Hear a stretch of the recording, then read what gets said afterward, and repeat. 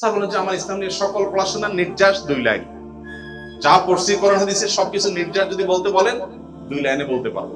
Line number 1, আল্লাহকে খুশি করার সবচেয়ে শর্টকাট ওয়ে হলো ঈমান আনার পর ফরজ মেইন ফরজ কাজগুলো করার পর আল্লাহর বান্দাদের উপকার করলে আল্লাহ খুশি হবে।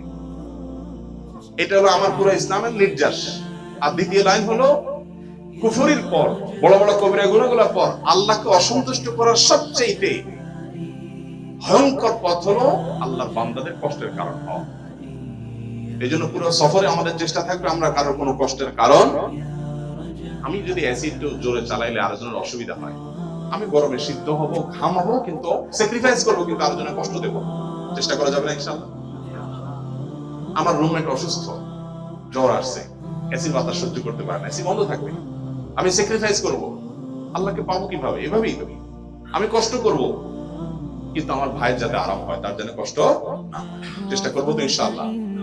আমরা যদি এভাবে একে অন্যের প্রতি সহমর্মী হই, আন্তরিক হই, আমাদের আখলাক এবং আচরণটা যদি সুন্দর করতে পারি ইনশাআল্লাহ আমাদের হজটা মাবরুর হয়ে উঠবে, সবচেয়ে শক্তিশালী হবে।